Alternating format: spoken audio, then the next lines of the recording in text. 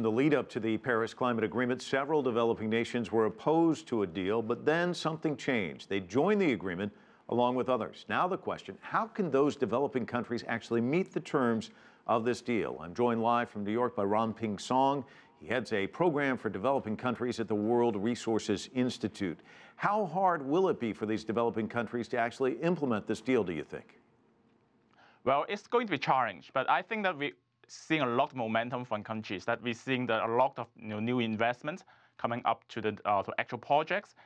We are seeing that countries are actually start to draw up their roadmaps, drawing up the policies, and I think there's a lot of going on, and there's need to be a lot of actual investment from the business and from cities as well. I'm sure you just heard Han Peng talking about China. It's planning to invest in pretty expensive energy projects, but at the same time, the economic growth is slowing. So at some point, will China's slower growth actually impact its ability to deliver on these projects, do you think? I think that it's on contrary, that just because that China can no longer depends on the old development pathways, that's actually no longer possible to to rely on the high emission, high polluting industries to propel the economy. And on the other way, that actually investing in renewable energies, green economy is the way to stimulate the growth, actually to provide high quality life standard for the Chinese people. So rather than the economic growth as a barrier, on that way around, investment in climate change to mitigate climate change, investment in clean technology is the way to stimulate economic growth. And we're looking at some video here, which we've seen a lot of in the last year or so, people with masks walking around in China on these really smoggy days. But there's another country out there that also is dealing with an enormous amount of pollution, and that's, of course, India. How do you see them factoring into all of this? Well, I actually think that India is also making a lot of progress. Last year, India is also making the top 10 countries that invest in renewable energy. We see a 22% of annual increase in renewable energy. So, of course, India is in a very different stage than China.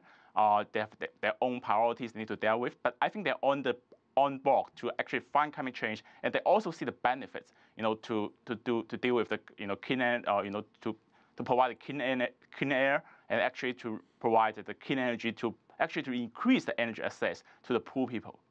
Great symbolism at the United Nations today. Great photo op, as they say. But we've been talking about the difference between signing an agreement and actually implementing it. You deal a lot with this sort of thing in the past. Did countries do a good job of actually living up to their climate change pledges?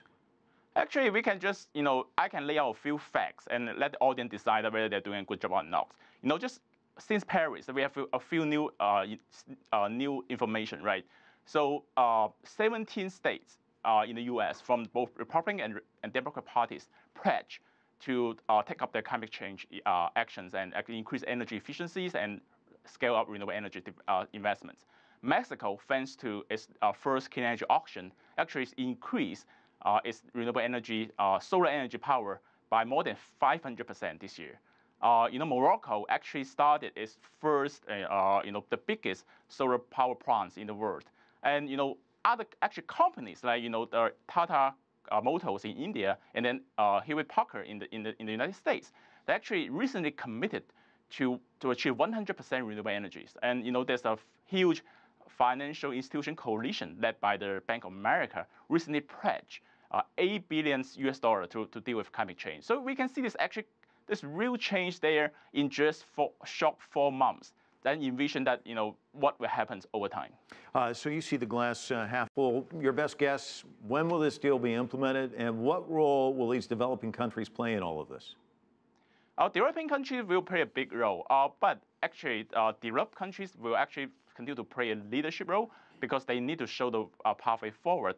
But actually, developing countries, including China, increasingly understanding that this is good for the economy, and they're showing, setting examples, and it's actually setting a benchmark to show what's possible and to other developing countries. But every country is a little bit different.